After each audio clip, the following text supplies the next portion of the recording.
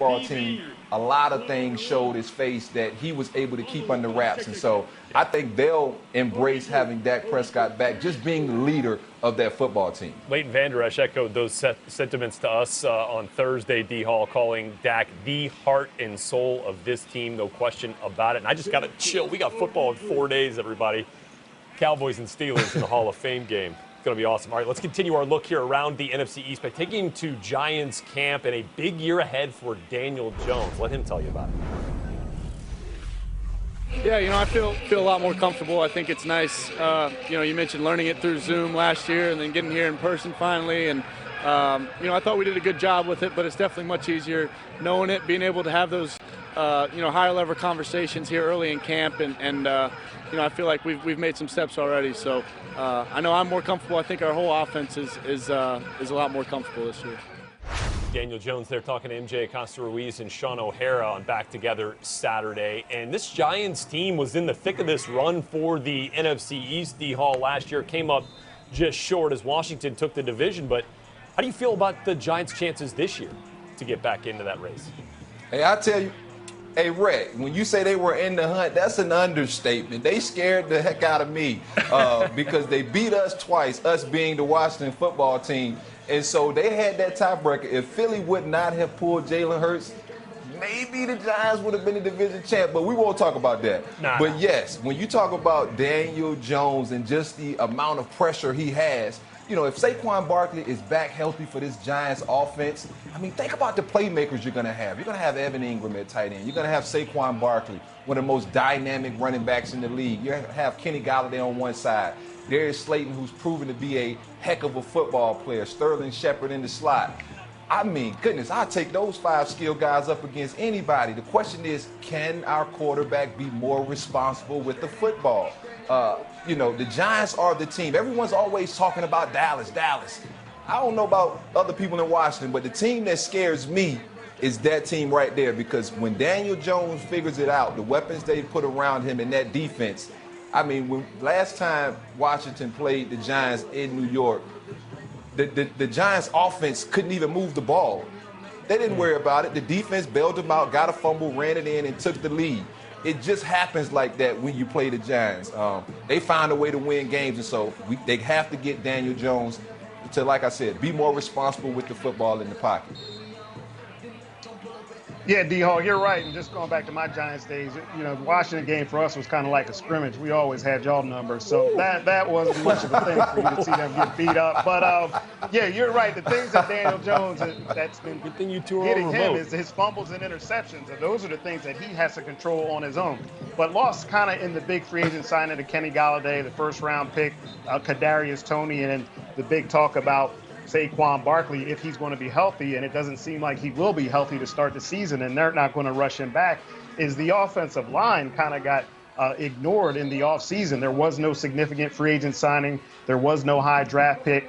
So when you look at the offensive line from last year, which was one of the worst in the league, and Daniel Jones, I think, had the highest pressure rate of any quarterback in the NFL. And they didn't make any additions to that. So that has to be a major concern. Their first-round pick, the first lineman taken last year, Andrew Thomas, struggled. Their second-round pick from a couple years ago, Will Hernandez, actually got benched, but now he's back starting. Their left guard, Shane Lemieux, has already been hurt in camp. They actually lost their best offensive lineman, Kevin Zeitler, from that line to the Ravens.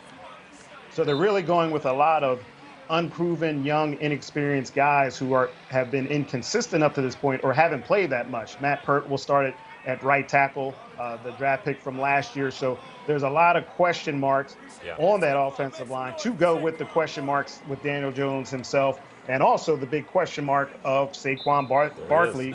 When will he be healthy, right?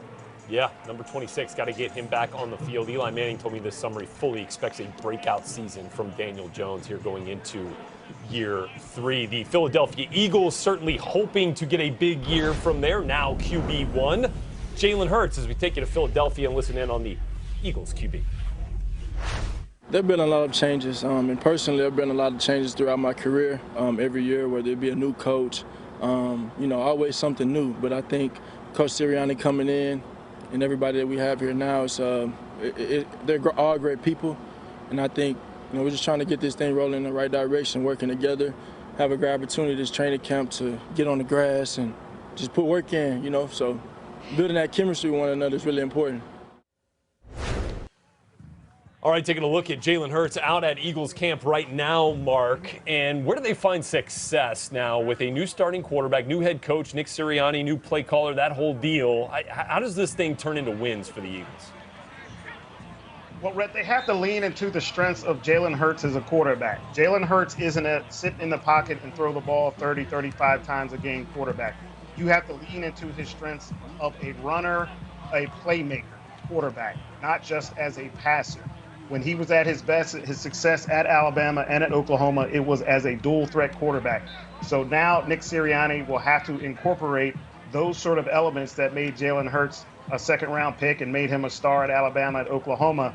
And that is a lot of the zone read stuff, using him as a runner in the run game. You know, they're going to have to run the ball, but part of running the ball will have to be Jalen Hurts as a runner, similar to what Baltimore does with Lamar Jackson. He's nowhere near as dynamic as Lamar, but he can be a huge threat for defenses to try to coordinate against and game plan against. So they'll have to lean into Jalen Hurts' strengths. He will still have to make plays from the pocket as a passer, but in the meantime, for the Eagles offense to be successful, it will be Jalen Hurts as a dual threat quarterback. Don't try to shy away from what he does well and cause problems for the defense, dictating what Jalen Hurts does as a runner and a passer, D-Hall. Yeah, Mark, you're absolutely right. Jalen Hurts has to be able to play football the way he's played for the last couple of seasons, right? Or at least the way he played in college and he was successful. You can't just make a guy like Jalen Hurts throw the football. That takes away so much away from part of his game that makes him dynamic. You asked the question, how does the Eagles translate this to wins? It's just about chopping the wood, guys. We've all been a part of football teams that weren't expected to do a whole lot, and somehow they still seem to manage to get wins because there's so much parity in the National Football League. These guys are going to go out and fight. Gannon, the new defensive coordinator, I was with him early in his career when he was with the Falcons. I mean, he is a fiery guy. He learned under Mike Zimmer, and then he was over with where was he at besides Minnesota? Frank, but Justin Gannon, I mean, he is just what you say, Red? Well, I'm sorry. If you're talking about Sirianni, he was with the Colts last year as their OC. Yeah. I mean, Sirianni's the OC, but I was talking about that DC Gannon. He's going to have to be able to bring a different type of energy to that room because this is a team that, they're not going to be favored to win many games this season. But like I said, it's about chopping the wood constantly, day in, day out. And like you said, leaning into the strengths of your football team. You got to be able to run the football, and you have to protect the football. And I think Jalen Hurts will give this team a chance to do that. Jalen Hurts looking for that connection with Devontae Smith, dealing with the rookie first-round draft pick at wideout, dealing with a minor leg injury. So we'll keep our eye on that as we continue taking a trip around the NFC East here, stop in Richmond, Virginia, where you were yesterday, D. Hall, with the Washington football team. And Chase Young certainly leads a very talented front there for this Washington defense. Offensively, D. Hall, is it Ryan Fitzpatrick's show? I know Taylor Heineke will be getting some first-team reps too.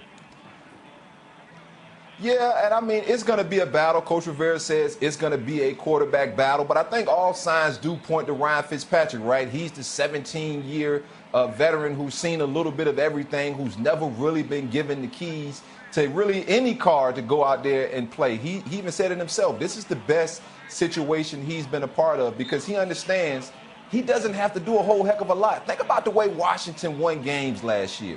I love Alex Smith to death, but he didn't push the ball down the field at all. It was a lot of throws around the line of scrimmage, throws to his playmakers, and those guys made plays. And the defense, for that matter, they made plays. And so you plug and play a guy like Ryan Fitzpatrick who wants to push the ball down the football field. It was times calling these games that I was screaming for Terry McLaurin to get the football because he was open. And I know, you always got to go to your guys who make you plays. And to me, Terry is one of those guys. When they get Samuels back out there, Humphreys in the slot, it's just a lot of playmakers on this offense that Scott Turner has to find a way to get them the football. And, I talk a lot about Ryan Fitzpatrick being able to make these plays. He's also shown us that from time to time, he can throw you out of a football game. So it's about kind of trying to find that natural balance where you do push the ball down the field, but Ryan isn't putting that ball in harm's way by causing turnovers. You know, we know what this defense is going to be. They're going to be a force to be reckoned with, and it all is going to start up front. Those guys have to get even more pressure than they did last year. They have to be the reason this